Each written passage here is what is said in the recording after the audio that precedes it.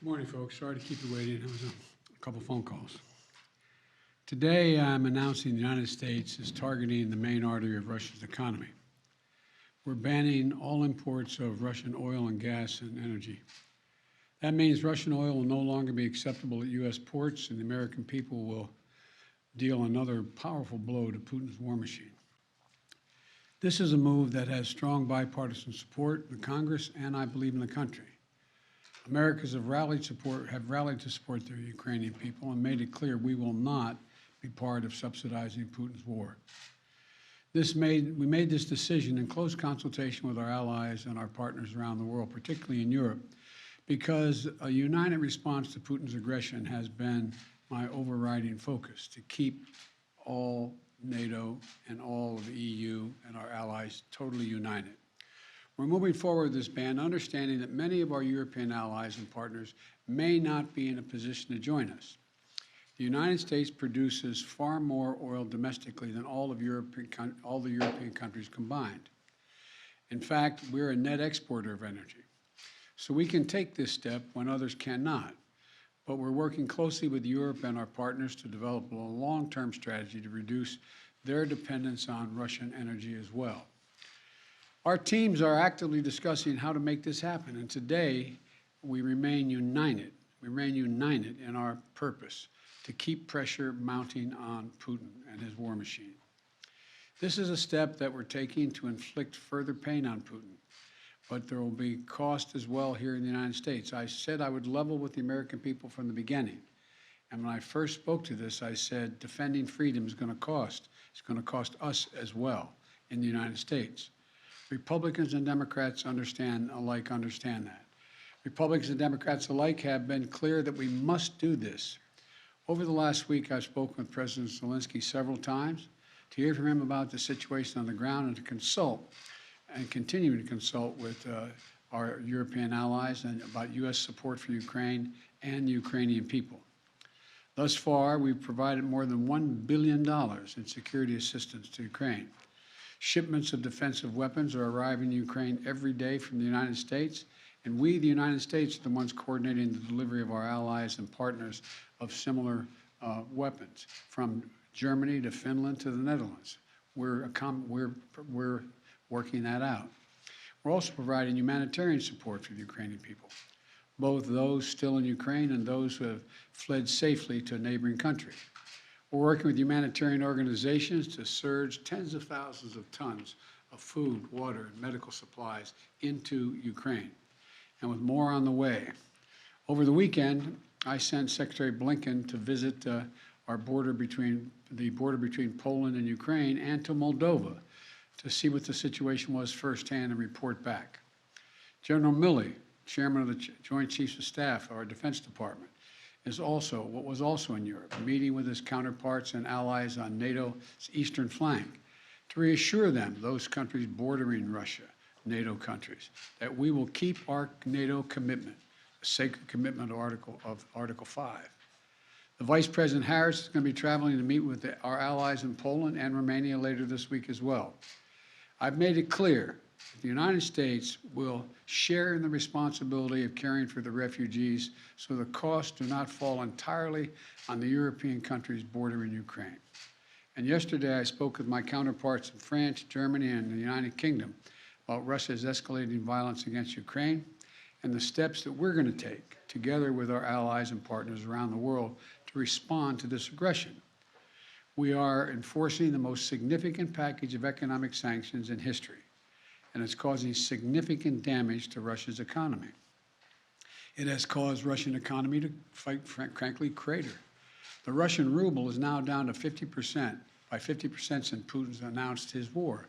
1 ruble is now worth less than 1 American penny. 1 ruble is less than 1 American penny. And we're preventing Russia's central bank from propping up the ruble and to keep its value up. They're not going to be able to do that now. We cut Russia's largest banks from the international financial system, and it has crippled their ability to do business with the rest of the world.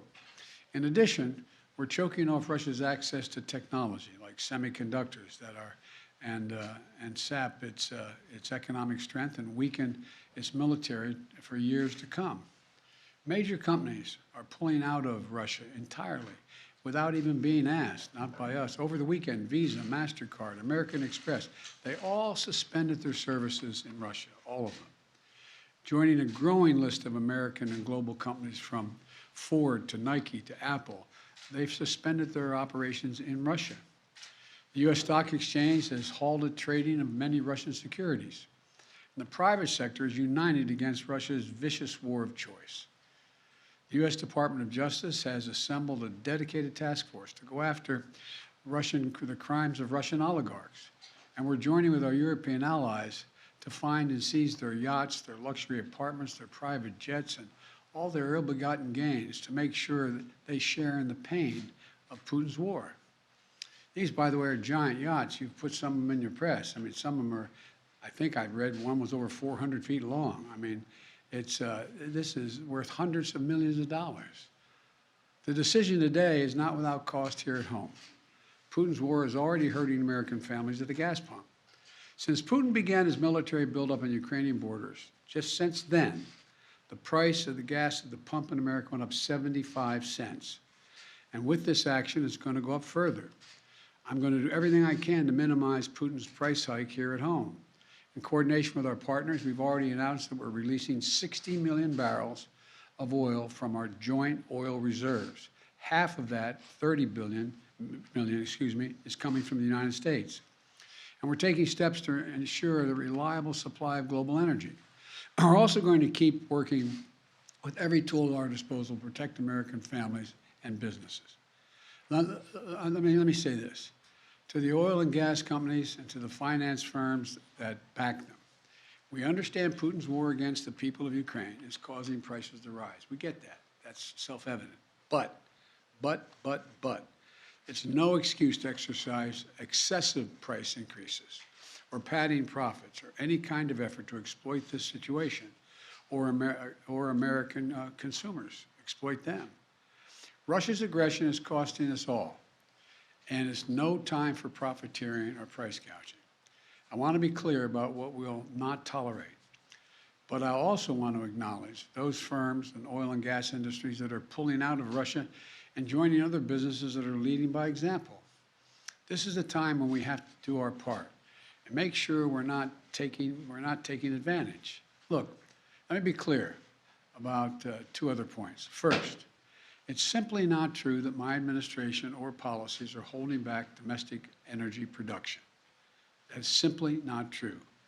Even amid the pandemic, companies in the United States pumped more oil during my first year in office than they did during my predecessor's first year. We're approaching a record levels of oil and gas production in the United States, and we're on track to set a record of oil production next year. In the United States, 90% of onshore oil production takes place on land that isn't owned by the federal government. And of the remaining 10% that occurs on federal land, the oil and gas industry has millions of acres leased. They have 9,000 permits to drill now. They could be drilling right now, yesterday, last week, last year. They have 9,000 to drill onshore that are already approved. So let me be clear. Let me be clear. They are not using them for production now. That's their decision. These are the facts. We should be honest about the facts. Second, this crisis is a stark reminder to protect our economy over the long term, we need to become energy independent. I've had numerous conversations over the last 3 months with our European friends of how they have to wean themselves off of Russian oil. It's just not tenable. It should motivate us to accelerate the transition to clean energy. This is a perspective that our European allies share, and the future where together we can achieve greater independence. Loosening environmental regulations or pulling back clean energy investment won't, let me expand, will not lower energy prices for families. But transforming our economy to run on electric vehicles powered by clean energy with tax credits to help American families winterize their homes and use less energy, that will help. And if we do what we can, it will mean that no one has to worry about the price of the gas pump in the future. That'll mean tyrants like Putin won't be able to use fossil fuels as weapons against other nations. And it will make America a world leader, manufacturing and exporting clean energy technologies of the future to countries all around the world. This is the goal we should be racing toward. Over the last 2 weeks, the Ukrainian people have inspired the world, and I mean that in a literal sense. They've inspired the world with their bravery, their patriotism, their defiant determination to live free. Putin's war has caused enormous suffering and needless loss of life from women, children, everyone in Ukraine. Both Ukraine and, I might add, Russians. Ukrainian leaders, as well as leaders around the world, have repeatedly called for a ceasefire, for humanitarian relief, for real diplomacy. But Putin seems determined to continue on his murderous path, no matter the cost. Putin's now targeting cities and has been targeting cities and civilians, schools, hospitals, apartment buildings. Last week, he attacked the largest nuclear power plant in Europe with an apparent disregard for the potential of triggering a nuclear meltdown. He has already turned 2 million Ukrainians into refugees.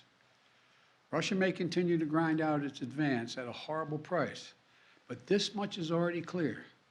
Ukraine will never be a victory for Putin. Putin may be able to take a city, but he'll never be able to hold the country. And if we do not respond to Putin's assault on global peace and stability today, the cost of freedom and to the American people will be even greater tomorrow. So we're going to continue to support the brave Ukrainian people as they fight for their country. And I call on Congress to pass the $12 billion Ukraine assistance package that I have asked them for of late.